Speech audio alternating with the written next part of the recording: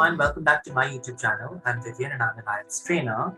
Today I made this video to take you through the tips and tricks of multiple choice questions that you have in your IELTS reading examination. A couple of tips before we jump into the video. I only use Cambridge content to teach as well as to practice, and I would advise you guys to do the same.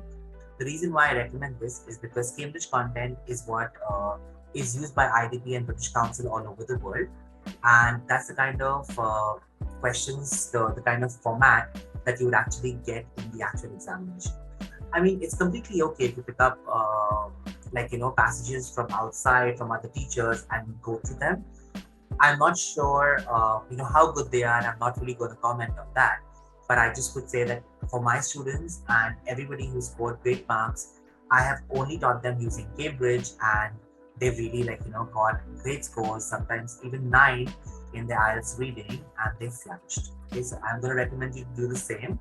For today's reading, I have gone ahead and used Cambridge 12 academic section. This is test number 8, and I'm going to use passage number 2 as a reference point. Okay.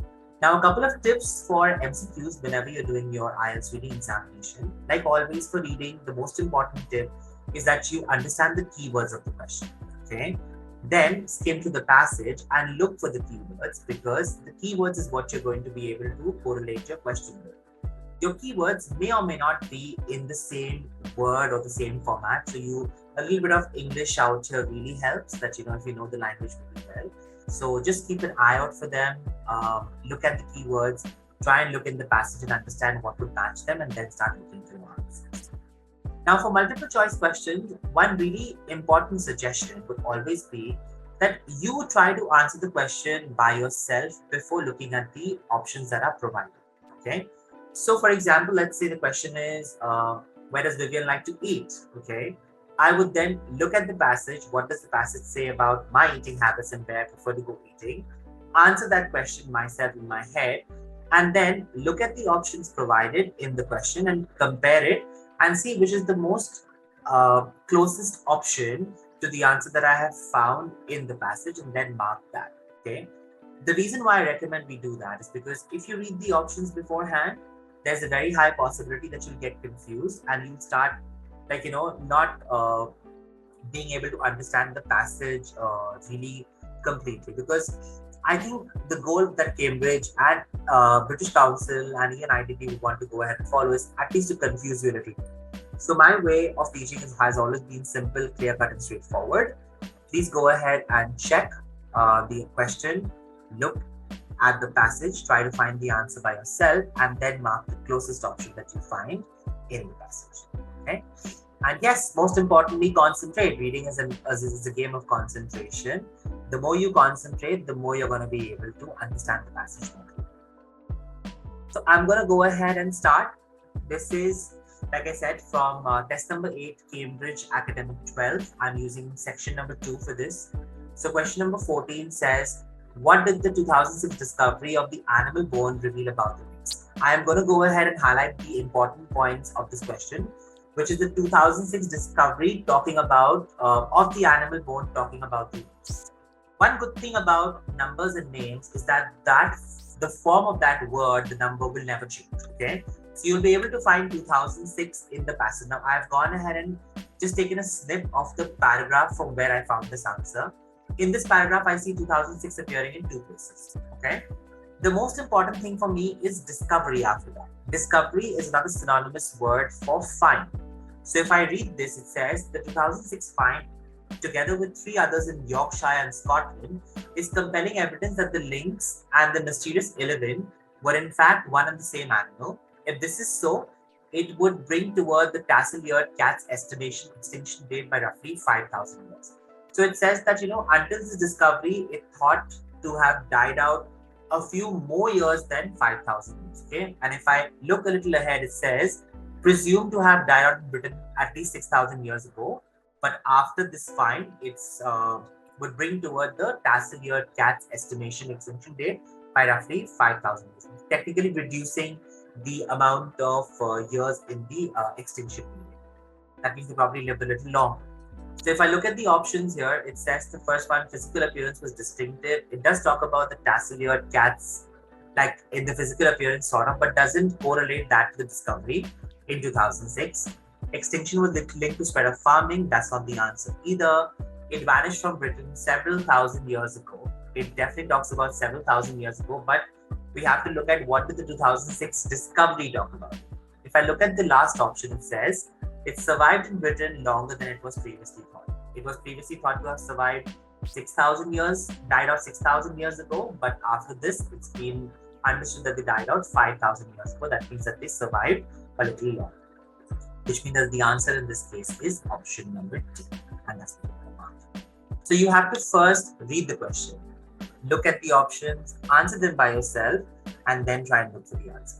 So for the next question, what I'm going to do is I'm going to read the question for you. I'm going to tell you the highlighted points that I think, and then I'm just going to show you the options, and you're going to try and answer the options by yourself. And at the end, I'll obviously tell you what the options are.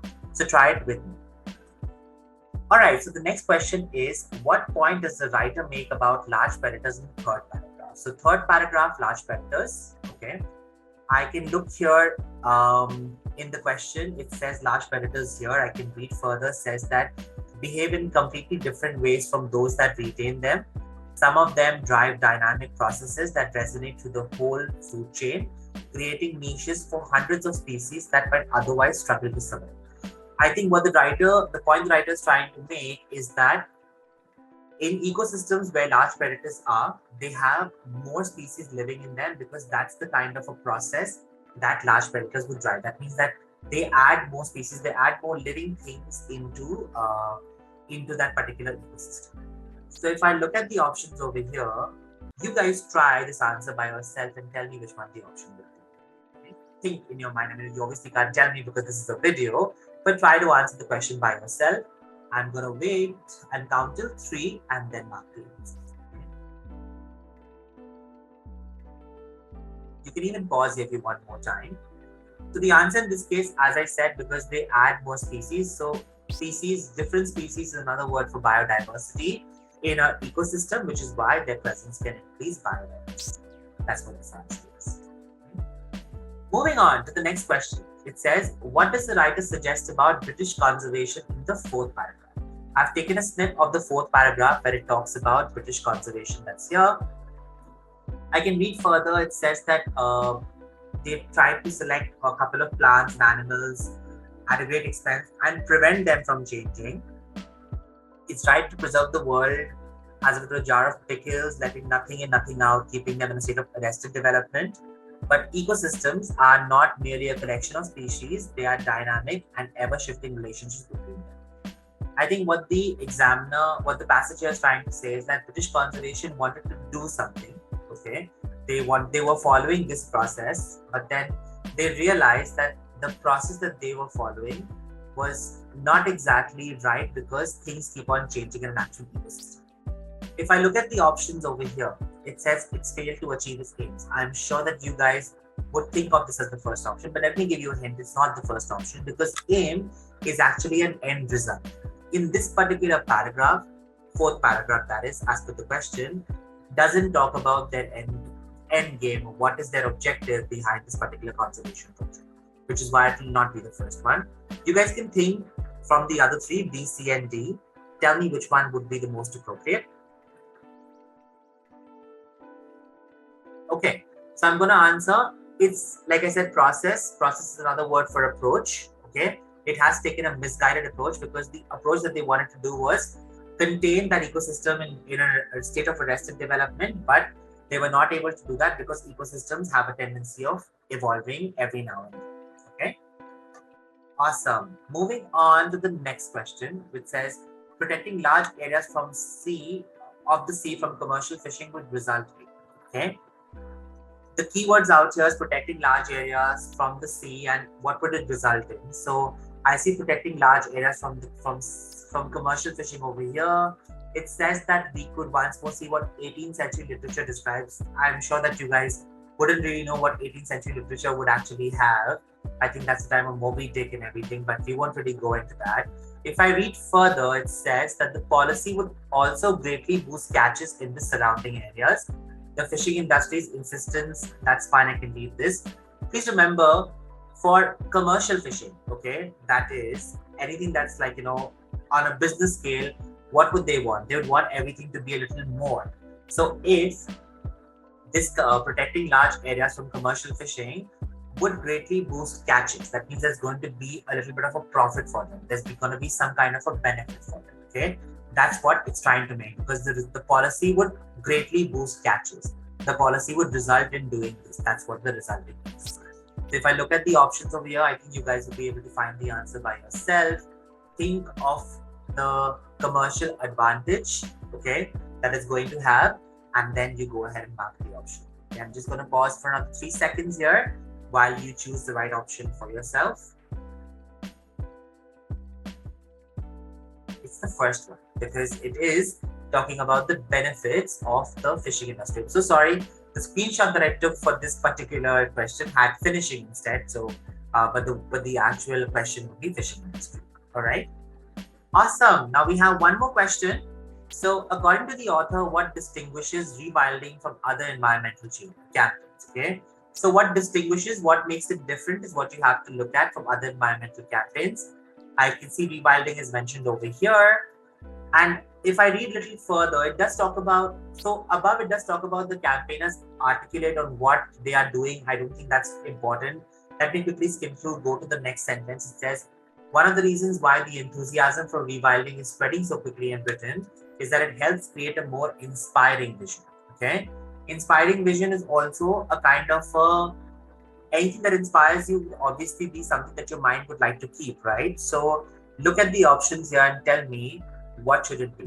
Okay, would it be the first one, the second one, the third one, or the fourth one? I'm going to pause for 3 seconds.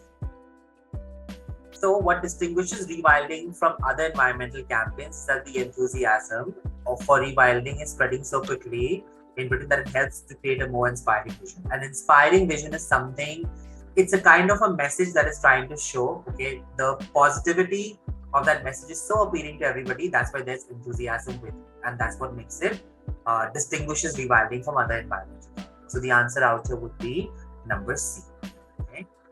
Okay, so that brings me to the end of this question set. I hope you found these tips helpful. Do go ahead and try to do a couple of more exercises from the Cambridge books with the same question types. Try to use the tricks that I've given you here. And if you have any kind of questions, feel free to write that in the comment box. I'll be happy to take them whenever I see them. And yes, once again, like every YouTuber, I'm going to say, do like, subscribe, and share, and click the bell icon. Thank you so much.